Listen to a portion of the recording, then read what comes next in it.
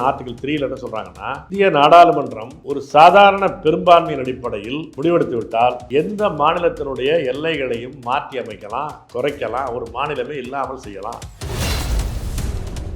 Subclass 2 of 357 என்ன சொல்லுதுன்னா, நீங்க ஒரு குடியரசுத் தலைவர் ஆட்சி நிலவக்கூடிய நேரத்தில் போடுகிற சட்டத்தை அடுத்து வரக்கூடிய தேர்ந்தெடுக்கப்படுகிற சட்டமன்றம் ரத்து செய்யலாம். ஒன்றிய அரசினுடைய அதிகாரத்தை காஷ்மீருக்குள் நீட்டிக்க வேண்டும் என்று ஒன்றிய அரசு விரும்பினால் அந்த மாநில அரசனுடைய ஒப்புதல் பெற வேண்டும், கங்கரன்ஸ். இந்த சிறப்பு அதிகாரமே வேண்டான்னு ரத்து பண்ண முடியுமா? பண்ண முடியும்.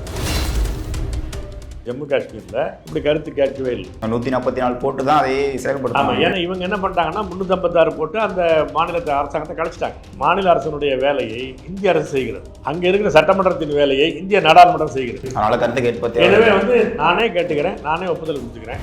ஜம்மு காஷ்மீருக்கு அந்த நிலைமைன்னா தமிழ்நாட்டுக்கு கேள்வி முறையே இருக்காது, இப்போ முடிச்சிடுவாங்க. இவ்வளவு பெரிய டேஞ்சர் இந்த உச்சநீதிமன்றத்துடைய தீர்ப்பு. அப்போ என்னன்னா கூட்டாட்சிங்கிறது ஒன்றும் இல்லை, பேத்து மாத்தன்னு ஆயிடுச்சு. இறையாண்மை உள்ள கூட்டரசாக இந்தியாவை மாற்றி அமைங்க. எங்களுக்கு வரி விதிக்கிற அதிகாரம் எங்களுக்கு தான். வரியில் ஒரு பங்கு இந்திய அரசு கொடுப்போம். நீ விதிச்சுட்டு என்கிட்ட கொடுக்குறீங்களா? அதுக்கு பதிலாக இதுதான் அமெரிக்காவில் இருக்குது, இதுதான் கனடாவில் இருக்குது. மாநிலங்கள் தான் வரி விதிப்பான். மோடி ஆட்சியில் அரசமைப்பு சட்டத்துக்கு ஆபத்து. Defend the constitution. அரசமைப்பு சட்டத்தை மாற்றி அமைச்சால் தான் பாதுகாக்க முடியும். அம்பேத்கர் சென்ட்ரிஸ்ட், அவர் ஒன்றும் கூட்டாட்சிக்காரர் கிடையாது. சமூக நீதி பற்றி அவருடைய பார்வை என்பது ஏற்கத்தக்கது. மொழி உரிமை, மாநில உரிமை என்பதை பற்றியெல்லாம் ரொம்ப கசப்பாக பார்ப்பாரு அம்பேத்கர். அரசியலமைப்பு சட்டத்தை மாற்றி அமைச்சாதான் இதுக்கான வாய்ப்பு. ஆமாம், இறையாண்மை உள்ள தேசங்களின் ஒன்றியமாக அரசியலமைப்பு சட்டத்தை மாற்றினால்தான் முடியும். இதுக்கு ஒரே வழி அதுதான்.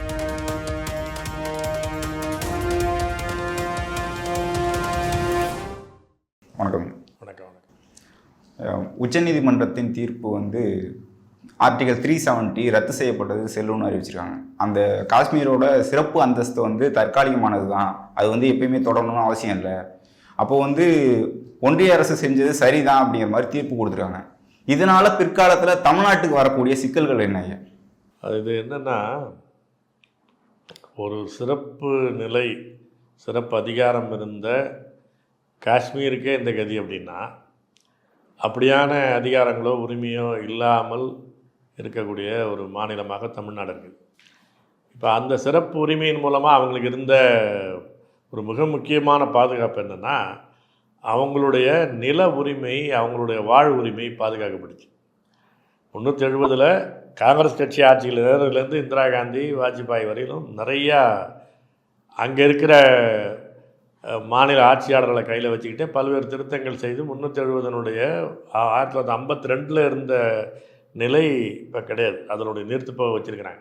ஆனாலும் கடைசியாக அவங்களுக்கு என்னென்னா 370 35A இந்த ரெண்டும் அவங்களுக்கு என்ன கொடுத்துச்சுன்னா, வெளி மாநிலத்தை சேர்ந்தவர்கள், வெளிநாட்டை சேர்ந்தவர்கள் அங்கே நிலம் வாங்கக்கூடாது. நிலம் வாங்கணும்னா அந்த மாநில அரசாங்கத்தினுடைய அனுமதி பெறணும். அதுபோல் வெளி மாநிலத்தவர்கள் அங்கே அரசு வேலைகள்லையோ தனியார் வேலைகள்லையோ இருக்கணும்னா அந்த மாநிலத்தினுடைய அரசனுடைய அனுமதி வாங்கணும். இயல்பாக எல்லோரும் போயிட முடியாது. டூரிஸ்ட்டாக போகலாம், வரலாமே தவிர அங்கே தொழில் தொடங்குவதோ, வணிகம் தொடங்குவதோ, வேலை பார்ப்பதோ அந்த அரசாங்கத்தினுடைய அனுமதி இல்லாமல் முடியாது. அப்படிங்கிற அவருடைய நில உரிமையும் தாயக உரிமையும் பாதுகாக்கப்படுது. அந்த காஷ்மீரிகளின் தாயகம் காஷ்மீரிகளுக்கு தான் என்ற அந்த கோட்பாடு என்பது நடைமுறையில் அங்கே இருக்குது. இப்போ 370 35A ரெண்டுமே நீக்கின பிறகு யார் வேணாலும் வரலாம். இப்போ அது அதை நம்ம போய் அதுக்கான சான்றுகளை தேட வேண்டியதில்லை. இந்த தீர்ப்பு வந்த உடனடியாக மோடி ஒரு அறிக்கை கொடுத்தாரு, அது எல்லா பத்திரிகையிலையும் வந்திருக்கு.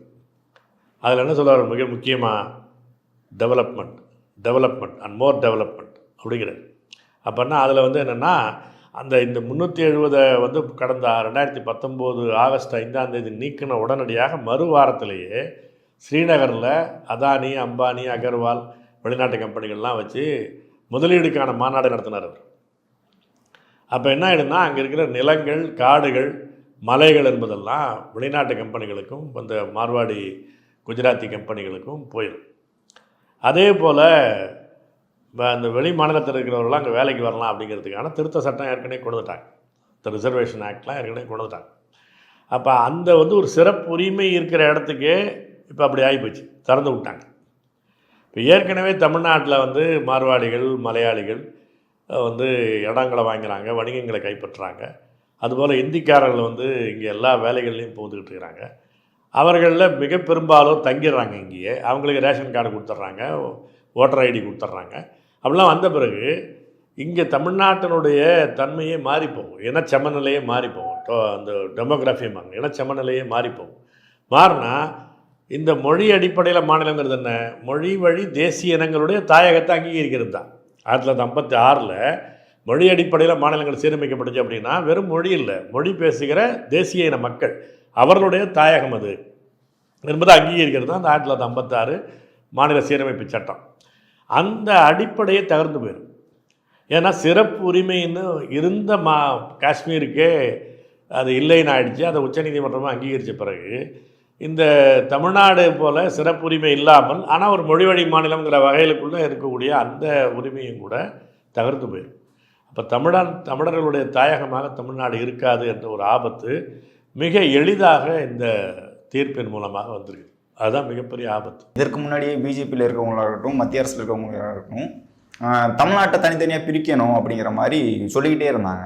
இது அடுத்த கட்டமாக நடக்குமா? தமிழ்நாட்டை 4 3 பிரிக்கிறதுக்கான வாய்ப்புகள் இருக்கா? இருக்குது. ஏன்னா இப்போ இதில் என்ன பண்ணிட்டாங்க, இந்த தீர்ப்பில் மிக சுயமுரண்பாடு உள்ள தீர்ப்பு. அதாவது முடிவை எழுதி வச்சுக்கிட்டு அதுக்கு தகுந்தாற் போல் ஆர்கியூமெண்ட்டை இந்த உச்சநீதிமன்றம் பில்டப் பண்ணியிருக்கு.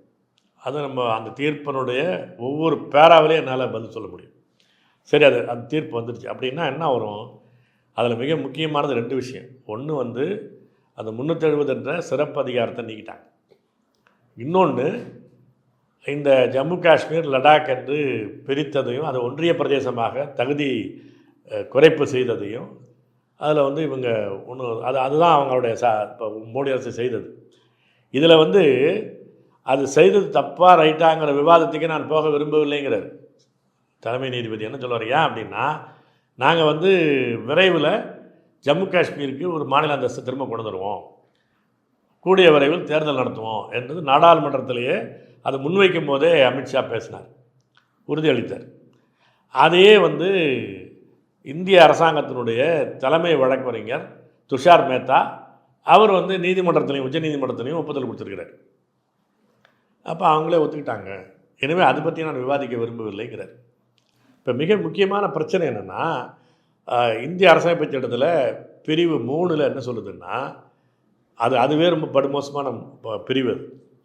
உறுப்பு 3 ஆர்டிகிள் 3 என்ன சொல்கிறாங்கன்னா, இந்திய நாடாளுமன்றம் ஒரு சாதாரண பெரும்பான்மையின் அடிப்படையில் முடிவெடுத்து விட்டால் எந்த மாநிலத்தினுடைய எல்லைகளையும் மாற்றி அமைக்கலாம், குறைக்கலாம், ஒரு மாநிலமே இல்லாமல் செய்யலாம் அப்படிங்கிறது ஏற்கனவே ஆர்டிகிள் 3 இருக்குது.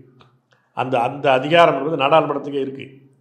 அதில் ஒரே ஒரு நிபந்தனை என்னென்னா, அப்படி செய்வதற்கு முன்னால் சம்பந்தப்பட்ட மாநிலத்திற்கு கருத்து கேட்கணும். அந்த கருத்தை அவங்க ஏற்றுக்கணும்னு கட்டாயம் கிடையாது, ஆனால் கருத்து கேட்கணும். அந்த முன் நிபந்தனை இருக்குது. இப்போ இதில் பொறுத்தளவுக்கு என்னென்னாக்கா, ஜம்மு காஷ்மீரில் அப்படி கருத்து கேட்கவே இல்லை. 144 போட்டு தான் அதையே செயல்படுத்தாங்க. ஆமாம், ஏன்னா இவங்க என்ன பண்ணிட்டாங்கன்னா 356 போட்டு அந்த மாநிலத்தை அரசாங்கத்தை கழிச்சிட்டாங்க, குடியரசுத் தலைவர் ஆட்சியில் வச்சுருக்கிறாங்க. அப்போ அவர் என்ன டெக்னிக்கலாக என்ன பதில் சொல்கிறாங்கன்னா, அந்த மாநில அரசினுடைய வேலையை இந்திய அரசு செய்கிறது, அங்கே இருக்கிற சட்டமன்றத்தின் வேலையை இந்திய நாடாளுமன்றம் செய்கிறது. எனவே நானே கேட்டுக்கிறேன், நானே ஒப்புதல் கொடுத்துக்கிறேன், எனவே நானே கழிச்சிட்டேன் அப்படின்னு அவர் சொல்கிறார். ஆனால் ஒரே ஒரு விஷயம் என்னென்னா, சட்டமன்றத்தின் இடத்தை இந்த விஷயத்தில் ஒரு மாநிலமே இல்லாமல் ஆகிறீங்க. 356ங்கிறது என்ன? ஒரு தற்காலிகமான ஏற்பாடு. அந்த பவர்ஸுக்கு பேர் எமர்ஜென்சி பவர்ஸுக்கு பேர். 356ங்கிறது என்னென்னா, சட்டப்படி ஆட்சி நடக்க முடியாத ஒரு சூழல் ஒரு மாநிலத்தில் நிலவுமானால் அந்த சட்டத்தினுடைய இதை ரெஸ்டோர் பண்ணி மீள் உருவாக்கம் செய்து மீண்டும் அங்கே ஒரு தேர்ந்தெடுக்கப்பட்ட ஒரு ஆட்சியை கொண்டு வருகிற வரையிலும் ஒரு இடைக்கால ஏற்பாடு, ஒரு அவசர நெருக்கடி நிலை ஏற்பாடு என்பது தான் 356. அதனால தான் 6 மாதத்துக்கு மேலே நீடிக்க முடியாது. 6 மாதத்துக்கு பிறகு திரும்ப எக்ஸ்டெண்ட் பண்ணி ஆகும். அப்போ அப்படி வச்சுருக்கிறாங்க. அப்போ அதனுடைய பொருள் என்ன? அதுக்கு அடுத்த பிரிவே சொல்லுது. 357(2) சப்கிளாஸ் 2 ஆஃப் 357 என்ன சொல்லுதுன்னா, நீங்கள் ஒரு குடியரசுத் தலைவர் ஆட்சி நிலவக்கூடிய நேரத்தில் போடுகிற சட்டத்தை அடுத்து வரக்கூடிய தேர்ந்தெடுக்கப்படுகிற சட்டமன்றம் ரத்து செய்யலாம். ஏன் அப்படின்னா 356 ஒரு எமர்ஜென்சி கிளாஸ் என்பதை அதில் சொல்லியிருக்கிறாங்க. அப்போ நீங்கள் என்ன செய்யணும்? நீங்கள் ஒரு குடியரசுத் தலைவர் ஆட்சி இருக்கும்போது ஒரு மாநிலத்தில் நீங்கள் எல்லா சட்டமும் போடலாம், சம உரிமை உண்டு தான். ஆனால் அந்த சட்டத்தை மீண்டும் வரக்கூடிய சட்டமன்றம், தேர்ந்தெடுக்கப்பட்ட சட்டமன்றம் மாற்றி அமைக்கக்கூடியதாக இருக்கணும், அல்லது திரும்ப ரத்து செய்யக்கூடியதாக இருக்கணும். ஆனால் நீங்கள் ஒரு மாநிலத்தை இல்லைனாக்கிட்டீங்க. இல்லைனாக்கின பிறகு அந்த சட்டமன்றத்துக்கான அந்த உரிமையே கிடையாது. அப்போ அப்படியான இர்ரிவர்சிபிள் சேஞ்சுமா, மீட்க முடியாத ஒரு மாற்றத்தை செய்யக்கூடாது. இனிமேல் தேர்தலுக்கு அப்புறம் வந்து அவங்க கருத்து கேட்பு நடத்தினாலும் எந்த பயனுமே இல்லை. ஏன்னா சட்டமன்றம் இல்லை, இப்போ நீங்கள் அந்த மாநிலமே இல்லாமல் ஆகிட்டீங்க. இப்போ இப்படி ஒரு பிரச்சனை இருக்குது. இந்த பிரச்சனை வந்து விவாதத்தில் வருது, அந்த வழக்கில் அது ஒன்று வருது. நீங்கள் வந்து ஒரு மாநிலமே அந்த ஜம்மு காஷ்மீர் ரீஆர்கனைசேஷன் ஆக்டுங்கிறது உடனே பாஸ் பண்ணாங்க. அதில் தான் 2 ஒன்றிய பிரதேசமாக அதை மாற்றினாங்க. இப்போ அப்படி பண்ணது தப்பு, அரசியலமைப்பு சட்டத்துக்கு எதிரானது அப்படின்னு வாதம் முன்வைக்கப்படுது. இவர் என்ன பண்ணுறாரு, துஷார் மேத்தா இந்திய அரசின் சார்பில் நாங்கள் விரைவில் மாநிலத்தை கொண்டு வந்துடுவாங்க, தேர்தல் நடத்திடுவோம் அப்படின்னு சொன்ன உடனே அவரே ஒத்துக்கிட்டார். எனவே அதை பற்றி நான் கருத்து சொல்ல வேண்டிய அவசியம் இல்லைங்கிறது உச்சநீதிமன்றம்.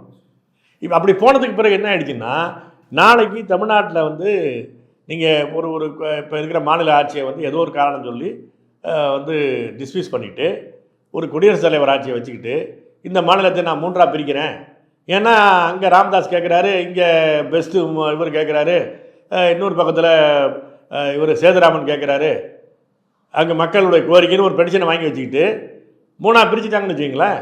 அதன் பிறகு நீங்கள் நாளைக்கு ஒரு சட்டமன்றம் வந்தாலும் கூட பேசுகிறதுக்கு ஒன்றும் கிடையாது. 3 ஒன்றிய பகுதி ஆகிடும், யூனியன் பிரதேசம் ஆகிடும். அப்புறம் அதனுடைய மொத்தமே அபார்ஷன் ஆன பிறகு குழந்தைய பற்றி எப்படிங்க பேச முடியும்? அபார்ஷன் பண்ணிடுறீங்க, அப்புறம் எப்படி குழந்தைய பற்றி பேச முடியும்? அப்போ இந்த மாதிரியான ஒரு விஷயத்திற்கு லைசன்ஸ் கொடுத்துருக்குது இந்த தீர்ப்பு. அதுதான் பெரிய ஆபத்து. இப்போ ஏற்கனவே அவங்க சொல்லிக்கிட்டு இருக்கிறாங்க. ஒரு பக்கத்தில் பாட்டாளி மக்கள் கட்சி ராமதாஸ் சொல்கிறாரு, இன்னொரு பக்கத்தில் அந்த இவர் முக்குளத்தோர் அமைப்பை சேதுராமன் சொல்கிறாரு, இங்கே பெஸ்ட் ராமசாமியை அவர் கோயம்புத்தூரில் சொல்லிக்கிட்டு இருக்கிறாரு. ஏற்கனவே எல் முருகன் வந்து கொங்கு நாடுன்னு விட்டு பார்த்துட்டு பெண் வாங்கியிருக்கிறாரு. அப்போ இதெல்லாம் என்ன ஆகும்? 3ஆக பிரிச்சுட்டாங்க அப்படின்னா இதை வந்து இவங்க கேட்டாங்க, அங்கே ஒரு மக்கள் கோரிக்கை இருக்குது, அதை நாங்கள் நிறைவேற்றிட்டோம் அப்படின்னு அதுக்கு ஒரு சாக்கு சொல்லி, ஏன்னா லடாக்கில் அப்படி ஒரு கோரிக்கை உண்டு, எங்களை ஜம்மு காஷ்மீரோட வச்சுக்காதீங்க, எங்களுக்கு தனி மாநிலம் கொடுங்கன்னு லடாக்கில் கேட்டுகிட்டு இருந்தாங்க. நான் அதுக்கான நியாயங்கள் இருந்துச்சு, ஏன்னா அவங்க புத்த மதத்தை சேர்ந்தவங்க, அவங்களுக்கான புறக்கணிப்பு இருந்துச்சுங்கெல்லாம் உண்மை. அப்போ அதே மாதிரி எங்கள் கொங்கு மண்டலம் புறக்கணிக்கப்பட்டிருக்குது, எங்கள் தென் மண்டலம் புறக்கணிக்கப்பட்டிருக்கு, எனவே எங்களுக்கு தனியாக ஒன்றிய பிரதேசமாக இருந்தால் எங்களுக்கு ஃபண்டு நிறையா வரும், நாங்கள் நேரடியாக ஆட்சி பண்ணிக்குவோம் அப்படின்னு இவங்க குரல் கொடுத்துட்டாங்க. அப்படின்னா அந்த குரலுக்கு, அந்த ஜனநாயகத்திற்கு நான் செவி சாய்க்கிறேன்னு சொல்லி 3ஆக பிரிச்சுட்டான்னா கதை முடிஞ்சு போச்சு.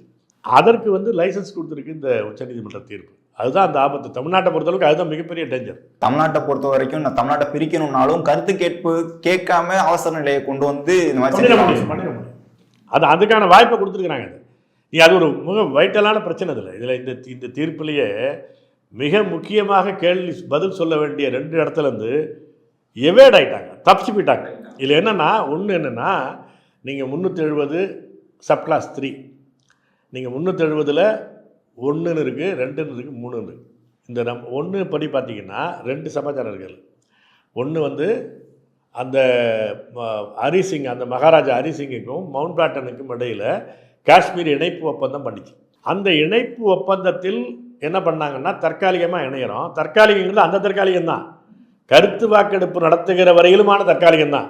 இப்போ இவர் என்ன பேசுகிறாரு, தற்காலிகம்ங்கிற வார்த்தையை மட்டும் தனியாக வச்சிருக்காரு. Until plebiscite is conducted, until plebiscite is conducted is a temporary clause. அதுதான் அதனுடைய ஒப்பந்தம். நீங்கள் வந்து டெம்பரரி கிளாஸுங்கிறத மட்டும் துண்டா வெட்டி எடுத்துக்கிட்டு அன்டில் பிளபிசைடுங்கிறதே காலி பண்ணிட்டு வருவார். இது ஒரு வசதியாக பேசிக்கிறது. நீங்கள் வந்து எந்த தற்காலிகம், கருத்து வாக்கெடுப்பு நடத்துகிற வரையிலும் அது தற்காலிகம். கருத்து வாக்கெடுப்பு நடத்தி நீங்கள் வந்து இந்தியாவோட தான் இருக்கிறேன்னு அந்த மக்கள் முடிவெடுத்துட்டாங்கன்னா அப்போ சிறப்பதிகாரத்தோடு தான் அவங்க இணைஞ்சிருப்பாங்க, மற்ற மாநிலம் மாதிரி இணைய மாட்டாங்க. ஏன்னா அதுதான் கண்டிஷனு. அந்த கண்டிஷனுக்கு உட்பட்டு தான் அவங்க தற்காலிக இணைப்புக்கே போகிறாங்க. நிரந்தர இணைப்புன்னு வந்துருச்சுன்னா அந்த இதை நீடிக்கணும்னு தான் நினைப்பாங்க. அப்போ அப்படி ஒரு கருத்து வாக்கெடுப்பு நடக்கலை. என்ன சொல்லுவாங்க என்பதை நம்ம யூகமாக தான் சொல்ல முடியுது. அந்த ஒரு கருத்து வாக்கெடுப்பே நடத்தலை. அது உத்தரவாதம், ஐநாவில் கொடுத்த உத்தரவாதம், நாடாளுமன்றத்தில் 1952 நேரு கொடுத்த உத்தரவாதம், எதையுமே அவங்க செயல்படுத்தலை. இப்போ அது போடிச்சுன்னு வச்சுக்கோங்க. இப்போ அதில் 370ல் வந்து 1ன்னு பிரிவில் என்ன சொல்கிறாங்கன்னா, 2வது இந்த இன்ஸ்டிடியூட் ஆஃப் அக்சஷன் இருக்குது. இந்த மவுண்ட் பேட்டனுக்கும் ஹரிசிங்குக்கும் பெற்ற ஒப்பந்தத்தில் 3 அதிகாரங்கள் மட்டும் ஒன்றிய அரசுக்கு கொடுத்துவிட்டு மற்ற அதிகாரங்களை எல்லாம் நாங்கள் வைத்துக்கொள்வோம், அதற்கு உட்பட்டு எங்களுக்கான தனியான ஒரு அரசியலமைப்பு சட்டத்தை உருவாக்கி கொள்வோம் என்பது தான் அந்த ஒப்பந்தத்தில் இருக்குது. அப்போ அதில் என்னென்னா, வெளியுறவு, இராணுவம், நாணயம் அச்சடிக்கிறது, இந்த 3 மட்டும் ஒன்றிய அரசுக்கு கொடுத்துட்றோம். மீதி எல்லா அதிகாரங்களும் இன்க்ளூடிங் தி ரெசிடிவல் பவர்ஸ் ஏன்னா புதுசாக வரக்கூடிய இப்போ உதாரணமாக இப்போ இன்டர்நெட் பற்றி இப்போ தான் வந்திருக்கு, அன்றைக்கி கிடையாது, இன்டர்நெட்னு கிடையாது. இப்போ அந்த மாதிரி புதுசாக வரக்கூடிய பிரச்சனைகளை பற்றிய அதிகாரங்கள் எங்களுக்கு தான் என்று இப்போ அந்த மாதிரியான கண்டிஷனோட தான் அந்த இது வந்துச்சு. அதனால தான் 370 ஆர்டிகல் வரும்போது இந்த 3 அதிகாரங்களை தவிர மற்ற அதிகாரங்கள்லாம் அந்த ஜம்மு காஷ்மீருக்கு உண்டு என்ற வகையில் தான் 370 இருந்துச்சு. மற்ற சட்டங்களெல்லாம் அங்கே செல்லுபடி ஆகாது. அந்த 3 விஷயத்தின் அடிப்படையில் செல்லுனா கூட, அப்படி சட்டம் எடுத்துனா கூட ஜம்மு காஷ்மீருக்கு பொருந்தும் மாதிரி வெளியுறவு கொள்கை, நாணயம், இராணுவம் தொடர்பான சட்டம் இயற்றுவதாக இருந்தாலும் கூட அவங்கள்ட்ட கன்சல்ட் பண்ணணும். கன்சல்டேஷன் ஒரு கிளாஸ் இருக்குது, அதான் 370 சப் கிளாஸ் 1. அதில் என்ன சொல்கிறான்னா, இந்த ஏற்கனவே ஒப்பந்தத்தில் இருக்கக்கூடிய அதிகாரங்களின் கீழ் ஒன்றிய அரசு சட்டம் இயற்றுகிற போது ஒரு வார்த்தை கேட்டுக்கணும், அவ்வளோதான் கன்சல்டேஷன். இதில் இல்லாத, இந்த ஒப்பந்தத்தில் இல்லாத ஒன்றிய அரசினுடைய அதிகாரத்தை காஷ்மீருக்குள் நீட்டிக்க வேண்டும் என்று ஒன்றிய அரசு விரும்பினால் அந்த மாநில அரசனுடைய ஒப்புதல் பெற வேண்டும். கன்கரன்ஸ், கன்சல்டேஷன் ஒன்று, கன்கரன்ஸ் ஒன்று. இன்னொன்று என்ன, கடைசியாக இந்த சிறப்பு அதிகாரமே வேண்டான்னு ரத்து பண்ண முடியுமா? பண்ண முடியும். ஆனால் கண்டிஷன் அதுக்கு என்னென்னா, அங்கே ஜம்மு காஷ்மீருடைய அரசமைப்பு அவையை, கான்ஸ்டியூஷன் அசம்பிளியை முன் ரெக்கமெண்டேஷன் கேட்கணும். That is shall be necessary to have a prior recommendation of the constitution assembly of J&K அப்படிதான் சொல்லியிருக்கிறாங்க. அப்போ என்னென்னா, முன்கூட்டியே அவங்க ரெக்கமெண்டேஷன் வாங்கணும், பரிந்துரை வாங்கணும். அங்கே இருக்கிற அரசமைப்பு அவையினுடைய முன் பரிந்துரை கேட்டு அதற்கு பிறகு தான் ஒன்றிய அரசு உத்தரவு போட முடியும். 370 காலி பண்ணுறோம் அப்படிங்கிறத உத்தரவு போட முடியும். இப்போ 57ஆம் ஆண்டு அந்த ஜம்மு காஷ்மீருடைய அரசமைப்பு அவை தன்னைத்தானே கலைத்து கொண்டு விடுது. அது அப்போ இனிமேல் போய் ஜம்மு காஷ்மீர் அரசமைப்பு அவை என்ற ஒன்ற அவைகிட்ட கேட்கறதுக்கு வாய்ப்பு இல்லை. அதனுடைய பொருள் என்ன, 370 நிரந்தரம்னு அர்த்தம். இவ்வளோதான் செய்தி. இப்போ இதை கெட் ஓவர் பண்ணணும் அப்படின்னாக்க 2 வழி. இப்போ நீங்கள் இல்லை அந்த அரசமைப்பு அவையே காலியான பிறகு அதை போய் கேட்கணும்னு எப்படி சொல்ல முடியும்? Dead person cannot be consulted, right, அப்படியே ஒன்று வச்சுக்கோ. அந்த வாதத்தை நான் ஏற்றுக்கல, இருந்தால் கூட ஒரு வாதம்னு வச்சுக்குவோம். அப்படி வந்தால் கூட இந்திய அரசமைப்பு சட்டத்தில் திருத்தம் செய்வதற்கு என்ன வழிமுறையோ அந்த வழிமுறையாவது கடைபிடிக்கணும். அதுக்கு என்ன, 368ன்னு ஒரு பிரிவு. 368 கீழே நாடாளுமன்றத்தினுடைய 2/3 பெரும்பான்மையோடு அரசமைப்பு சட்டத்தில் என்ன வேணால் திருத்தம் பண்ணலாம். அந்த வகையில் 370 நீக்கணும்னு பண்ணியிருக்கணும். 368 படியும் வரல. ஏன்னா 3/2 அதுக்கு மட்டும் இல்லை, ராஜ்யசபாவில் அனுமதி வாங்கணும், குறைந்தபட்சம் 50% மாநிலங்களில் ஒப்புதல் வாங்கணும். இந்த சிக்கல்லாம் இருக்கிறதுனால இவர் ஒரு குறுக்கு வழியாக கண்டுபிடிச்சார் மோடி. இந்த அரசமைப்பு சட்டத்திற்கு விளக்கம் சொல்லக்கூடிய ஒரு பிரிவுன்னு இருக்குது, 367ன்னு ஒரு பிரிவு இருக்குது. ஒரு வார்த்தை இருக்குது. இந்த வார்த்தைக்கு என்ன அர்த்தம்? ஒரு இடத்துல கன்கரன்ஸ்னு வரும், ஒரு இடத்துல கன்சல்டேஷன் வரும். ரெண்டுமே சில இடத்துல ஒரே மீனிங்கில் பயன்படுத்தியிருப்பான். அது மாதிரி சில பிரச்சனைகள்லாம் உண்டு. இப்போ அதுக்கு என்ன பொருள் அப்படின்னு கேட்டாக்கா, அந்த விளக்கம் சொல்லக்கூடிய பிரிவு தான் 367. இந்த விளக்கம் சொல்லக்கூடிய பிரிவுக்குள்ளே பூந்துக்கிட்டு இவர் என்ன பண்ணுறாரு, அந்த CO 272ன்னு அந்த கான்ஸ்டியூஷன் ஆர்டர் 272ங்கிற ஆர்டரில் அந்த 5ஆம் தேதி தான் 2019 ஆகஸ்ட் 5 அதுதான். 6ஆம் தேதி தான் குளம் நடக்குது, 5ஆம் தேதி குளிப்பாடுறான். அந்த 5ஆம் தேதியில் என்ன சொல்கிறான்னா, நீங்கள் 267 கீழே, அது 367 கீழே எங்கெல்லாம் ஜம்மு காஷ்மீருடைய அரசமைப்பு அவை என்று வருகிறதோ அந்த இடத்திலெல்லாம் சட்டமன்றம் ஜம்மு காஷ்மீர் சட்டமன்றம் என்று திருத்தி வாசியுங்கள் அப்படின்னு ஒரு வார்த்தகத்தை சொல்கிறான். இதை இந்த உச்சநீதிமன்றம் என்ன சொல்லுது, இட்ஸ் அ டிசாஸ்டர்ஸ் எண்ட் அப்படின்னு பேசுகிறாங்க. இது மிக தவறானது, அரசமைப்பு சட்டத்தையே பேரழிவுக்கு உட்படுத்தும்னு சொல்கிறாங்க. ஆனால் அந்த 367 திருத்தத்தை வச்சு தான் உள்ளே நுழையிறான். அது சரின்றாங்க. இப்போ அது என்ன ஆகுதுன்னா, 356 கலைச்ச ஒரு சட்டமன்றத்துக்கு கேட்க கூட இல்லையே நீ அப்படின்னு கேட்டால் அதை பற்றி நான் விவாதிக்கலை. திருடினவன் திருட்ட பொருளை கொடுத்துட்டாங்க, இனிமேல் அவன் மேலே கிரிமினல் ஆக்ஷன் வேண்டாம் அப்படிங்கிறது அது. நான் திரும்ப ரிஸ்டோர் பண்ணி கொடுத்துட்றேனே, அப்புறம் என்னை பற்றி விசாரிக்காதேங்கிறான். இது நாளைக்கு இன்னொரு மாநிலத்துக்கு வரும்ல, சிறப்பதிகாரம் உள்ளவனுக்கே வருதுன்னா இல்லாதவனுக்கு இதோட டேஞ்சர் இல்லது. அப்போ இதை பேசணும் இல்லாத அது இல்லை. என்ன சொல்ல வர்றாருன்னா, அதுக்கு கன்சல்ட் தானே பண்ணணும், அது ஒன்றும் ஏற்றுக்கணும்னு அவசியம் இல்லையே, அந்த சடங்கு இருந்தான்னா இல்லைன்னா என்ன அப்படிங்கிறாரு. அந்த சடங்காவது நடத்தும் போது ஒரு ஜனநாயகத்தினுடைய ஒரு வாய்ப்பு இருக்குது. இப்போ நீங்கள் தூக்கு தண்டனை முடிவு பண்ணிடுவாங்க, இப்போ தண்டனை முடிவு பண்ணி அறிவிச்சிடுவாங்க. அறிவிக்கும் போது கடைசியாக ஏதாவது ஒன்றுக்கு தண்டனை குறைப்பு பற்றி ஏதாவது வேண்டுகோள் வைக்கிறியாப்பான்னு கேட்பாங்க. எல்லாரும் கேட்போம், நீங்கள் தூக்கு தண்டனை குறைங்கயா, வாழ்நாள் தண்டனையை கொடுங்கன்னு எல்லாரும் கேட்குறது தான் வழக்கம். அதை ஏற்றுக்கிறாங்க, ஏற்றுக்கலை. ஆனால் அப்படி ஒரு வாய்ப்பு கொடுக்கணும். ஏன்னா அப்படி ஒரு வாய்ப்பில் ஒருவேளை நான் என்னால் இம்ப்ரெஸ் பண்ண முடியும், உன்னுடைய மனசாட்சிக்குள்ளே நான் பேச முடியும். அப்படி ஒரு வாய்ப்பு எனக்கு கொடுத்தா தானே அது இந்த உண்டா இல்லையா, ஒன்றா நான் மாற்ற முடியுமா இல்லையான்னு பேச முடியும். என்ன பேச விட்டா தானே உங்களை கன்வின்ஸ் பண்ண முடியுமான்னு சொல்ல முடியும். நான் உங்கள்கிட்ட கேட்கவே வேண்டாம், ஏன்னா நீ சொன்னால் தான் கேட்கணும்னு அவசியம் கிடையாது அப்படின்னு நீங்களே போயிட்டே இருந்தீங்கன்னா அவ்வளோதானே. அப்படி சொல்லுது உச்சநீதிமன்றம். இப்போ இந்த சொல்லிட்டீங்கன்னா நாளைக்கு ஜம்மு காஷ்மீருக்கு அந்த நிலைமைன்னா தமிழ்நாட்டுக்கு கேள்வி முறையே இருக்காது. அப்போ முடிச்சிடுவான். அப்போ இந்த இவ்வளவு பெரிய டேஞ்சர் இந்த உச்சநீதிமன்றத்தினுடைய தீர்ப்பு. அப்போ என்னன்னா கூட்டாட்சிங்கிறது ஒன்றும் இல்லை, பேத்து மாத்தன்னு ஆயிடுச்சு. ஃபெடரலிசம்ங்கிறது ஒன்றும் கிடையாது, ஏற்கனவே ஒன்றும் இல்லை, அது ஒரு வடிவம் தான். மிக தெளிவாக அம்பேத்கர் சொன்னார். அம்பேத்கர் வந்து சென்ட்ரிஸ்ட், அவர் ஒன்றும் கூட்டாட்சிக்காரர் கிடையாது. மாநில உரிமைகள்லாம் மாநில மொழி உரிமையெல்லாம் ஏற்றுக்கொண்டவரே இல்லை ஒரு அம்பேத்கர். அவருடைய சமூக நீதி பற்றி அவருடைய பார்வை என்பது ஏற்கத்தக்கது, மிக நமக்கு வழிகாட்டக்கூடியது. ஆனால் மொழி உரிமை மாநில உரிமை என்பதை பற்றியெல்லாம் ரொம்ப கசப்பாக பார்ப்பார் அம்பேத்கர். அவர் கடைசியாக பேசுகிறார், அந்த முன்மொழிஞ்சு அந்த கடைசியாக அந்த வைண்ட் அப் ஆர்குமெண்ட்டில் அந்த அரசமைப்பு அவையில் பேசும்போது அவர் சொல்கிறார், இந்த கூட்டாட்சி என்பது தோற்றத்தில் கூட்டாட்சி, சாரத்தில் ஒற்றையாட்சி தான். ஏனென்றால் அமெரிக்காவை போல பல்வேறு நாடுகள் ஒருங்கிணைந்து தங்களுக்குள்ள ஒப்பந்தம் ஏற்படுத்தி கொண்ட கூட்டரசு கிடையாது இது. ஏற்கனவே வெள்ளைக்காரர்கள் கொடுத்த அதே ஆட்சியை நாம் தொடர்கிறோம். 35 அரசமைப்பு சட்டத்தினுடைய தொடர்ச்சி தான் நாம் வைத்திருக்கிறது. எல்லாமே பேசுகிறார்.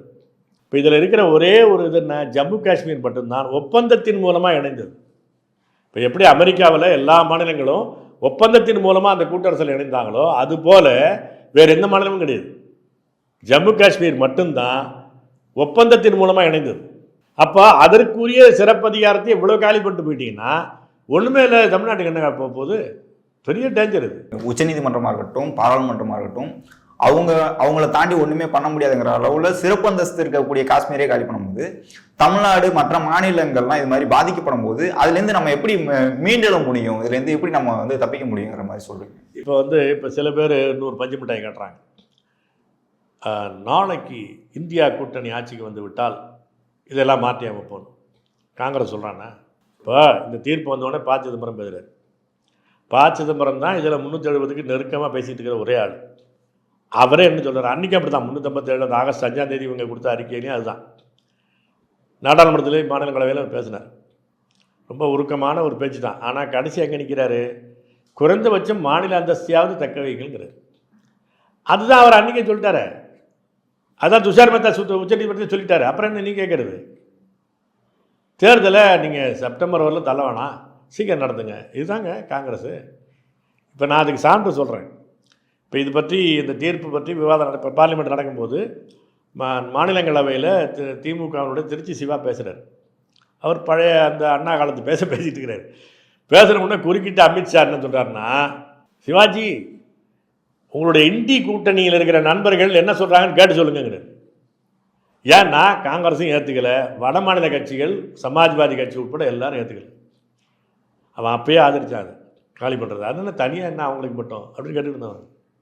அதனால் இது நாளைக்கு இந்தியா கூட்டணி ஆட்சி வந்துச்சுன்னா வருங்கிறதுலாம் வாய்ப்பே கிடையாது. இன்றைக்கி கேட்டு பார்த்தா அவன் ஒத்துக்க மாட்டான். அப்புறம் என்ன அவர் கேட்க போகிறது நாளைக்கு மாநில கட்சிகள். ஏன்னா நீங்கள் 3/2 பெரும்பான்மையோடு இது நடக்கணும். அதனால் நீங்கள் ஏற்கனவே இது எப்படின்னாங்க, கிட்டத்தட்ட எல்லா கட்சிகளும் கன்வின்ஸ் ஆன விஷயத்தை தான் பாஜக நிறைவேற்றிருக்கிறாங்க. கன்வின்ஸ் ஆகாத கட்சிகள் ஜம்மு காஷ்மீரில் இருக்கும், வேறு சில இடங்களில் நம்ம மாதிரி சில அமைப்புகள் இருப்பாங்க, சில 1-2 கட்சிகள் இருக்கலாம்னு வச்சுங்களேன். பெரும்பாலானவர்கள் கிட்டத்தட்ட 80% பார்ட்டி என்பது அது 370 கூடாதுங்கிற கருத்து தான். ஏன்னா காங்கிரஸ் கட்சியில் அன்றைக்கி ஒரு அதிகாரப்பூர்வமான நிலைப்பாடு அறிவிக்க முடியல. ஏன்னா காங்கிரஸ் கட்சியினுடைய கொறடாவே அதை ஆதரித்து ஓப்பனாக பேசுகிறாரு நாடாளுமன்றத்தில். ஒரே கேஸ். அதில் 3 விதமாக பேசுகிறானுங்க. நீங்கள் 370 நீக்கினது சரிதான், லெட்டர் அண்ட் ஸ்பிரிட் நான் ஆதரிக்கிறேன் ஒரு குரூப் பேசுகிறான் காங்கிரஸுக்குள்ளே அன்றைக்கி நாடாளுமன்றத்தில் 2019 ஆகஸ்ட்லேயே. இன்னொரு ஆள் என்ன சொல்கிறான்னா, இப்படி அவசரப்பட்டு கொண்டு வந்திருக்க வேண்டியதில்லை அப்படிங்கிறான். ஒரே ஒரு ஆள்கள் தான், அவனும் பெரிய இன்சிக்னிஃபென்ட் ஆள், அவர் தான் 370 ரெஸ்டோர் பண்ணுங்கிறார். கட்சியாக காங்கிரஸ் கட்சியினுடைய சார்பில் அதிகாரப்பூர்வமாக சோனியா காந்தி பேசுகிறாங்க, இதை செய்த வழிமுறை தவறானது, மீண்டும் மாநில அந்தஸ்து கொண்டு வரணும். அதுதான் அவன் சொல்கிறாங்க. நான் கொடுத்துட்றேங்க, இன்னைக்கு கொஞ்சம் எடுத்துகிட்டு போகிறான்னு பிக் பாக்கெட் சக்கார சொல்கிறது மாதிரி தான் அது சரின்னா என்ன அர்த்தம், அது நீதிமன்றமாக அதுதான் சொல்லுது. அதனால் நாளைக்கு நாடாளுமன்றத்தில் அப்படி ஒரு வாய்ப்பு இருக்குன்னா சொல்ல முடியாது. ஒரே வழி, இது நீதிமன்றத்தில் அது ரொம்ப ஹார்டான விஷயந்தான். அதாவது 5 நீதிபதிகள் கொண்ட ஒரு ஆயம், அரசமைப்பு ஆயம் ஒரு தீர்ப்பு சொன்னதுக்கு பிறகு இன்னொரு லார்ஜர் பெஞ்சுக்கு கொண்டு போகணும் அப்படிங்கிறது வந்து ஒரு சிரமமான விஷயந்தான். ஆனால் இதில் ஒரே ஒரு சட்ட வாய்ப்பான வாய்ப்பு 2 வகையாக நான் சொல்கிறேன். சட்ட வழியில் என்ன செய்யலான்னா, இது ஏற்கனவே என்னென்னா ஃபைசல்னு நம்ம பேர் ஒரு அங்கே வந்து ஜம்மு காஷ்மீரில் இருந்த ஒரு பத்திரிக்கையாளர் ஒரு அம்மா, அவங்க தான் முதல்ல பெட்டிஷன் போட்டாங்க. அந்த பெட்டிஷன்லேயே அவங்க என்ன கேட்டிருந்தாங்கன்னா, லார்ஜர் பெஞ்சு கொடுங்க, குறைந்தபட்சம் 7 நீதிபதிகள் கொண்ட நீதிமன்றத்தை அமைங்க அப்படின்னு கேட்டாங்க. அதுக்கு காரணம் இருக்குது. ஏன் அப்படின்னா 370 என்பது நிரந்தரமானதுன்னு சொல்லி இதற்கு முன்னால் 3 தீர்ப்புகள் வந்துச்சு. 5 நீதிபதிகள் கொண்ட அரசமைப்பு ஆயத்தினுடைய தீர்ப்பு வந்துடுச்சு. இதுக்கு முன்னாடியே இருக்குது. 370ஐ மாற்றவே முடியாது. It's a part of basic structure of the constitution. நிறையா 3 தீர்ப்பு வந்துச்சு. 5 நீதிபதிகள் கொண்ட தீர்ப்பு. அதன் பிறகு வெவ்வேறு தீர்ப்புகள் நிறையா இருக்குன்னு 3 நீதிபதிகள் 2 நீதிபதி தீர்ப்புலாம் வந்துருக்கு. கான்ஸ்டியூஷன் பெஞ்சிலேயே 5 நீதிபதிகள் கொண்ட தீர்ப்பு, ஏற்கனவே 3 தீர்ப்புகள் 370ஐ நீக்க முடியாது, அது அரசமைப்பு சட்டத்தின் நிரந்தர உறுப்பாகி விட்டதுங்கிற தீர்ப்பு இருக்குது. இப்போ நீ அதை பற்றி அதன் மேலே நீங்கள் பேச வேண்டியிருக்குது. 370ஐ நீக்கின பிறகு பேசும்போது அதை விட ஒரு லார்ஜர் பெஞ்சுக்கு தான் அதிகாரம் உண்டு.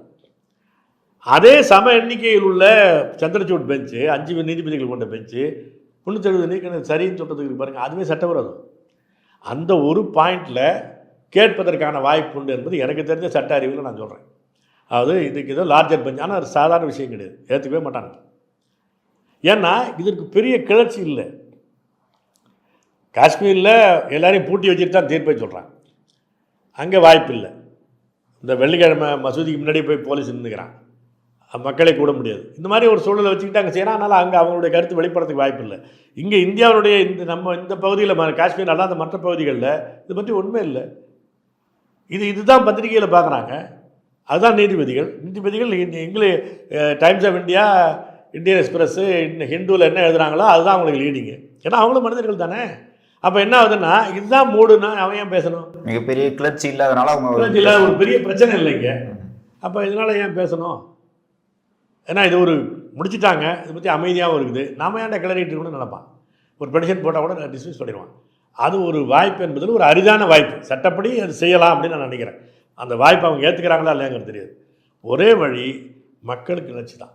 இப்போ இது என்ன செய்யணும்னா, இது நாளைக்கு நமக்கு வந்துடும்னா, இப்போ இன்றைக்கி முழக்கம் என்ன பண்ணுறாங்க இந்த கட்சிகள்லாம், அரசமைப்பு சட்டத்துக்கு ஆபத்து, மோடி ஆட்சியில் அரசமைப்பு சட்டத்துக்கு ஆபத்து, டிஃபெண்ட் த கான்ஸ்டியூஷன், அரசமைப்பு சட்டத்தை பாதுகாப்போம் அப்படிங்கிறத இவங்க முழக்கம். அரசமைப்பு சட்டத்தை மாற்றி அமைச்சால் தான் பாதுகாக்கவே முடியும். மாற்றி அமைக்கணும் என்னென்னா, எல்லா உரிமைகளும் அதிகாரங்களும் மாநிலத்துக்கு தான். இந்திய அரசாங்கத்திற்கு இந்த எப்படி ஜம்மு காஷ்மீரில் முதல்ல சொன்னாங்களோ அந்த 3 அதிகாரங்களை தவிர எந்த அதிகாரம் இருக்கக்கூடாது. இதை நம்ம புதுசாக சொல்லலை. 46 வரையிலும் காங்கிரஸ் கட்சி சொல்லி வந்தது தான், 46 வரையிலும் கம்யூனிஸ்ட் கட்சி சொல்லி வந்தது தான். பிஜேபி அன்றைக்கு இருந்த இந்து மகா சபா மட்டும்தான் அன்னிலேருந்து இன்னி வரலும் ஒரே கதை பேசிகிட்டு இருக்கிறான். மாநிலமே வேண்டாயான்றான். ஆனால் இவங்க எல்லாமே அப்படி தான் சொல்லிட்டு இருந்தாங்க. இன்னும் காந்தி என்ன சொன்னார்னா, அது காங்கிரஸ் கட்சியினுடைய தீர்மானமாக வந்துச்சு. காந்தி திரும்ப என்ன சொன்னார், எல்லாமே தனித்தனி நாடுகளாக இருந்து துப்பாக்கி முனையில் ஒருங்கிணைக்கப்பட்டவை பிரிட்டிஷ் இந்தியா என்பது. இந்த இந்தியா சுதந்திரம்னு வந்துருச்சுன்னா, ஏற்கனவே தனித்தனி நாடுகளாக இருந்தபோது என்ன அதிகாரங்களும் உரிமைகளும் இருந்ததோ அந்த உரிமைகள் எல்லாமே மாநிலங்களுக்கு வழங்கப்படும். ஒரே ஒரு நிபந்தனை, பிரிந்து போகிறோன்னு மட்டும் சொல்லாதீங்க. இதுதான் சொன்னார் காந்தி. எல்லா உரிமைகளும் அதிகாரங்களும் எப்படி தனி நாடாக இருந்தால் என்னெல்லாம் உண்டோ, அப்போனா என்ன தனி நாடு? நான் இறையாண்மை எல்லா தேசங்களுக்கும் இருக்கணும். இந்த இறையாண்மை உள்ள தேசங்களின் கூட்டரசாக இந்தியாவை மாற்றணும். இப்போ ஐரோப்பிய ஒன்றியம் மாதிரி தான். ஐரோப்பிய ஒன்றியம்னு இருக்குது. அவங்க ஒன்றா யூரோன்னு ஒரு நாணயம் வச்சுருக்கிறான், யூரோப்பியன் பார்லிமெண்ட் வச்சுருக்கான், யூரோப்பியன் காமன் மார்க்கெட்னு வச்சுக்கிறான். ஆனால் எல்லாருக்கும் ஓட்டு உரிமை உண்டு. இந்த பெரும்பான்மை அடிப்படையில் முடிவெடுக்க முடியாதுங்க. கான்சென்சஸ் தான். எல்லா நாடுகளும் ஒத்துக்கொண்டால் தான் ஒரு முடிவெடுக்க முடியும். அந்த மாதிரி ஒன்றியமாக இருந்துட்டு போகலாம் இது. ஆனால் இறையாண்மை என்பது அந்தந்த தேசிய இனங்கள்கிட்ட தங்கியிருக்கும். அது போன்ற ஒரு கோரிக்கையை வைத்து இன்றைக்கி அதற்கான முயற்சிகள் எடுக்கணும். இப்போ தமிழ்நாட்டை பொறுத்தளவு இப்போ நமக்கு என்னென்னா, அந்த கவர்னருடைய தெலுங்கு எல்லாம் நடந்துகிட்டு இருக்குது. இப்போ இது இந்தியா முழுவதும் விவாதிக்கப்படுகிற ஒரு விஷயமா இருக்குது. இதை ஒரு வாய்ப்பாக இந்த சிக்கலையே ஒரு வாய்ப்பாக பயன்படுத்திட்டு தமிழ்நாடு அரசு முன்முயற்சி எடுக்கலாம். இது இறையாண்மை உள்ள கூட்டரசாக இந்தியாவை மாற்றி அமைங்க. எங்களுக்கு வரி விதிக்கிற அதிகாரம்னா எங்களுக்கு தான். வரியில் ஒரு பங்கை இந்திய அரசுக்கு கொடுப்பான். நீ வீழ்ச்சிட்டு என்கிட்ட கொடுக்குறீல, அதுக்கு பதிலாக இதுதான் அமெரிக்காவில் இருக்குது, இதுதான் கனடாவில் இருக்குது. மாநிலங்கள் தான் வரி விதிப்பான். அந்த மாநிலங்கள் வந்து 3 ஆண்டு 5 ஆண்டுக்கு ஒரு முறை ஒப்பந்தம் பேசிக்குவான் ஒன்றிய அரசோட. இந்த மாநிலம் எல்லா மாநிலம் ஒரே மாதிரி இருக்காது. சில மாநிலங்கள் கூடுதலாக கொடுப்பான், சில மாநிலத்துக்கு குறைச்சலாக கொடுப்பான். ஆனால் அவங்க வாய்ப்பை பொறுத்து ஒன்றிய அரசுக்கு இவ்வளோ பட்ஜெட் எங்களுக்கு தேவைப்படுது, இவ்வளோ ரூபாய் எங்களுக்கு வேணும்ப்பா, இதில் யார் எவ்வளோ பகிர்ந்துட்டு கொடுக்குறீங்க, இப்படி தான் கேட்பா கொடுத்துட்டு இருக்கிறாங்க. ஸ்மூத்தாக நடந்துட்டு தான் இருக்குது. அப்போ வரி விதிக்கிற அதிகாரம் உட்பட அனைத்து அதிகாரங்களும் இங்கே இருக்கணும். உச்சநீதிமன்றம் தனியாக, ஒவ்வொரு தேசிய இனத்துக்கு தனியாக உச்சநீதிமன்றம். ஃபெடரல் கோர்ட் என்பதுன்னா மாநிலங்களுக்கு இடையில் இருக்கிற பிரச்சனை மட்டும் தான் பாதிக்கணும். இந்த சும்மா பெயில் அப்ளிகேஷனுக்கு சுப்ரீம் கோர்ட் போகிற வேலை வச்சுக்கூடாது. இது மாதிரியான மாற்றி அமைக்கணுங்கிறது நம்ம கோரிக்கையாக வைக்கணும். அதுதான் ஒரே வழி. இதில் இந்த அரசியலமைப்பு சட்டத்தை பாதுகாப்போம்னா அதுக்குள்ளே புந்து தான் எல்லாம் வர்றாங்க. அரசியலமைப்பு சட்டத்தை மாற்றி அமைச்சாதான் இதுக்கான வாய்ப்பு. ஆமாம், இறையாண்மை உள்ள தேசங்களின் ஒன்றியமாக அரசியலமைப்பு சட்டத்தை மாற்றினால்தான் முடியும். இதுக்கு ஒரே வழி அதுதான். இப்போ காஷ்மீரோட பாதுகாப்பு, இராணுவ பாதுகாப்பெல்லாம் ஒன்றிய அரசுட்டே இருக்கும்போது பாதுகாப்பு கருதி தான் நாங்கள் பண்ணுறோம்னு சொல்லி பிஜேபியோ மற்ற கட்சிகளோ இருந்து சொல்லிகிட்டே இருக்காங்க. ஆனால் அங்கே இருக்கக்கூடிய கனிம வளங்கள் மற்றது தான் காரணம். அங்கே வணிகம் செய்யறதுக்கான ஒரு திட்டம் தான் வந்து அந்த மாநிலத்தை மாற்றி அமைச்சிருக்காங்கன்னு சொல்றீங்கன்னா என்ன மாதிரி அவங்க அடுத்தடுத்த நடவடிக்கை என்ன மாதிரி எடுப்பாங்க? 2 காரணம் இருக்குங்க. ஒன்று, ஒரு ஆரியத்துவ இன மேலாதிக்கம், அது ஒரு அடிப்படையான காரணம். இன்னொன்று, பெரிய கார்ப்பரேட் கம்பெனிகளுடைய வேட்டைக்கான களமாக அது மாற்றுவது. ஏன்னா பெரிய வளமான பூமி, அது பழைய பூமி, அதற்கு கீழே நிறைய வளங்கள் இருக்கும், கனிம வளங்கள் நிறையா இருக்கும். இப்போ இன்றைக்கி பார்த்தீங்கன்னா, இப்போ மணிப்பூரில் ஏன் அந்த பிரச்சனைனா, இன்றைக்கி ரேர் எர்த்ஸ்னு பேர், கிரிட்டிக்கல் எர்த்ஸ்னு பேர். அதாவது இப்போ இப்போ நீங்கள் வந்து இந்த செல்லுலாம் இருக்குல்ல, பேட்ரி கார் ஓடுது, இதுக்கான இதெல்லாம் லித்தியம், கோபால்ட்டு, இந்த மாதிரியான ரேர் எர்த்ஸ், அது ஒரு கிரிட்டிக்கல் எலிமெண்ட்ஸ்மாங்க. அது அதிகம் கிடைக்காது. ஆனால் ஒரு துளி கிடைச்சா கூட அதில் நிறையா பயன்கள் உண்டு. இப்போ அந்த மாதிரி, ஏன்னா இப்போ இன்றைக்கி வந்து பெட்ரோலியம் நிலக்கரியிலேருந்து மாறி இந்த மாதிரியான முறைக்கு வரணும் அப்படின்னு உலகம் ஃபுல்லாக முடிவெடுக்கும்போது, இந்த மாற்று எரிசக்தி கொடுக்கக்கூடிய இந்த எலமெண்ட்ஸ் இருக்குல்ல, இதற்கான வாய்ப்பு அதிகமாக போச்சு. இப்போ அதனால் என்ன ஆகுதுன்னா, இப்போ இந்த புவிசார் அரசியலுடைய மோதல் களம் பெட்ரோல் வளம் உள்ள நாடுகளிலிருந்து இந்த வளம் உள்ள நாடுகளுக்கு மாறிக்கிட்டு இருக்கு. இதுக்கு முன்னாடியே அரேபிய நாடுகள் போன்ற நாடுகளை வந்து கைப்பற்று. ஆமாம், அதுக்காக சண்டை போட்டு உலகத்தில் அமைதியெல்லாம் வாங்கிட்டு இருப்பானுங்கள்ல. இப்போ அதுபோல் ஆப்பிரிக்கா பக்கம் ஷிஃப்ட் ஆகுது. இப்போ ஆப்பிரிக்காவில் எந்த நாட்டிலையும் இப்போ ஆட்சியே இருக்காது. எல்லா இடத்துலையும் இராணுவம் வச்சுக்கிட்டு இருப்பான். இராணுவத்தின் மூலமாக இவன் இந்த வெளிநாட்டு கம்பெனிகள் போயிருப்பான். ஃப்ரான்ஸோ அல்லது சீனாவோ 2 பேர் தான் அங்கே இருக்கிறான் இப்போதைக்கு, அமெரிக்காவோட. இப்போ அந்த மாதிரி இங்கே வந்து மணிப்பூர் மாதிரி, காஷ்மீர் மாதிரி அந்த மலைப்பகுதிகளில் அந்த அந்த மலைக்கு கீழே தான் இந்த மாதிரியான கிரிட்டிக்கல் எலமெண்ட்ஸ் அதிகமாக கிடைக்கும். சாதாரண மண்ணுக்கு கீழே கிடைக்காது. இங்கே கிடைக்கிறது என்னென்னாக்கா, இது வேறு விதமானது கிடைக்கும். இப்போ நம்ம வந்து இந்த தேரி மண் தூத்துக்குடி பக்கத்தில் இருக்குல்ல, திருச்செந்தூர் பக்கத்தில், அதுலேயும் சில இது உண்டு. அது என்னென்னா இராணுவத்துக்கு வேண்டிய பொருள், அதுக்கான மெட்டல்ஸ் கிடைக்கும். அது மெல்லிஸாக இருக்கும், ஆனால் உறுதியாக இருக்கும். அந்த மாதிரியான இதை உண்டாக்குறதுக்கு அங்கே முடியும். அதற்கான தாது பொருளும் அங்கே கிடைக்குது. இங்கே காஷ்மீர் மாதிரி இடங்களில் இந்த இந்த லித்தியம் மாதிரியான பொருள்கள் கிடைக்கும். இப்போ அதனால் இது எல்லாமே இப்போ போக ஆரம்பிச்சிட்டாங்க. இப்போ நீங்கள் வந்து ஃப்ளட் கேட்ஸ் திறந்து விட்டது மாதிரி எல்லாம் இறங்க ஆரம்பிட்டான். அதானி அம்பானியெல்லாம் இறங்க ஆரம்பிட்டானுங்க. அந்த ஊரை குதறி அடிக்க போகிறான். இந்த டூரிஸ்ட்டு அமைதியாக வச்சுக்கிட்டு பறவை ஓட்டிக்கிட்டுலாம் கிடையாது. அந்த அந்த அந்த அந்த ஏரியையே பொல்யூட் பண்ணி கதையை முடிச்சிடுவான். கூவ மாதிரி அதை ஆக்கிடுவான். இன்னும் கொஞ்சம் நாளில் அதை ஆக்கிடுவான். எல்லாம் கம்பெனிக்காரனுடைய வேட்டைக்காடாக மாறப்போகுது. அப்போ 2 காரணம் இருக்குது. ஆரியத்துவ மேலாதிக்கம், பெரும் குழுமங்களுடைய வேட்டை. 2 காரணங்களுக்காக தான் இதை வந்து இது பண்ணாங்க. ஏன்னா அது வந்து ஒரு பாதுகாப்புன்னு யோசிச்சிங்கன்னா ரொம்ப சென்சிட்டிவான ஏரியா. இதில் போய் இவ்வளோ பிரச்சனையெல்லாம் பண்ணிக்கிட்டு இருக்கக்கூடாது. பாதுகாப்புங்கிறது சொல்கிறான்ல, அது உண்மை காரணம் இல்லை, அதுக்கு நேர் தலைகீழான விஷயந்தான் உண்மை. ஏன்னா ஒரு பக்கம் ஒரு பகுதி காஷ்மீரே இன்றைக்கும் சீனா கையில் இருக்குது, ஒரு பகுதி காஷ்மீரே இன்னொரு பாகிஸ்தான் கையில் இருக்குது, இன்னொரு பகுதி காஷ்மீர் இந்தியா கையில் இருக்குது. காஷ்மீர்கார கையில் காஷ்மீரே கிடையாது. இப்போ இந்த இந்தியா என்ன சொல்கிறான், எனக்கு பாதுகாப்புங்கிறான். பாகிஸ்தான்காரன் என்ன சொல்ல வரான்னா, எனக்கு பாதுகாப்புங்கிறான். ஏன் ஊருக்காரன் இன்னொருத்தனுடைய நாட்டை பிடிச்சி போட்டுக்கிட்டு ஏன் பாதுகாப்புக்கு சண்டைன்னு என்ன அர்த்தம்? அது கொள்ளைக்காரனுக்குள்ள துப்பாக்கி சண்டை, பறி கொடுத்தவன் காலுக்கு கீழே கிடக்கும். அப்போ இந்த மாதிரியான விஷயத்தை செய்கிறாங்க. அப்போ பாதுகாப்பு என்ற பெயரால் சொல்கிறது என்பது கூட உண்மையான இருக்கிற நிலைமைக்கு பொருத்தக்கூடிய காரணம் கிடையாது. ஏன்னா ஒரு பக்கம் சீனா, ஒரு பக்கம் இவர்கள் லடாக் பகுதியில் ஒட்டி சீனா இருக்கிறான், இந்த பகுதியில் வந்து பாகிஸ்தான் இருக்கிறான். அப்போ 2 பகுதியிலையும் இது வந்து ஒரு அமைதியற்ற நிலைமை உண்டாகும். ஏன்னா இங்கே ஒரு அதிருப்தியும் கொந்தளிப்பும் காஷ்மீருக்குள்ளே வருகிற போது அதை அவன் பயன்படுத்திக்குவானே. அவன் ஆயுதங்களை சப்ளை பண்ணுவான், குழுக்களை உண்டாக்குவான், நடந்துட்டு தான் இருக்குது. அப்படி ஒரு அமைதியின்மைக்கான வாய்ப்பு தான் அதிகமே தவிர, செக்யூரிட்டிக்கான பாதிப்பு தான் அதிகமே தவிர செக்யூரிட்டிக்காக செய்கிறதில்ல. இவன் செக்யூரிட்டிக்காக, அதானி அம்பானி செக்யூரிட்டிக்காகவும் ஆரியத்துவ மேலாதிக்கத்திற்கு பூட்ஸ் காலுக்கு இந்த நாட்டை வச்சுக்கணுங்கிறதுக்காக தான் பண்ணுறான்.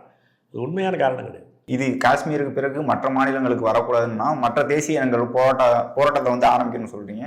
மற்ற இனங்கள் இது குறித்தான விழிப்புணர்வோட செயல்பட்டு இருக்காங்கன்னு நினைக்கிறீங்க? மற்ற இனங்கள் இந்தி மாநிலத்துக்காரங்க அதை விரும்புவான். ஏன்னா இந்திக்காரர்களுக்கு என்னென்னா, இந்தியா தன்னுடைய பேரரசுன்னு நினைப்பான். நீங்கள் அதை எங்கேயும் போய் தேட வேணாம். நம்ம ட்ரெயினில் வித்தவுட்டில் ஏற வரான் பாருங்கள், இந்திக்காரன், அவனை போய் பேசி பாருங்கள். அவன் ஒட்டிய வயிறோடு கொடுத்த கூலிக்கு வேலை பார்க்க தான் வர்றான்.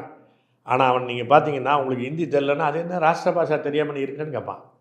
இதுதான் உங்களுக்கு ட்ரெயினில் வித்தவுட்டில் ஏறி வந்தால் அது என்ன உனக்கு எழுதி வச்சிருக்கான்னு கேட்பான். ஏன்னா அவருக்கு இந்தியாவே அவரோடது. ஒரு இந்தியாவனுடைய மேலாதிக்கத்தை தன்னுடைய பேரரசுக்குடைய வாய்ப்புன்னு நினைப்பான். ஒரு சாதாரண பிச்சைக்காரன் கூட தன்னுடைய ஆட்சி அதிகாரியாக இருக்கிற மன்னர்கள் வந்து ஒரு நாட்டை கைப்பற்றினான்னா சந்தோஷப்படுவான்ல, எங்கள் நாடுறா அப்படின்னு நினைப்பான்ல. அதே மாதிரி அது இந்திக்காரனுக்கு இயல்பாகவே அந்த விரிவாக்கவாதத்தில் ஏற்பு உண்டு.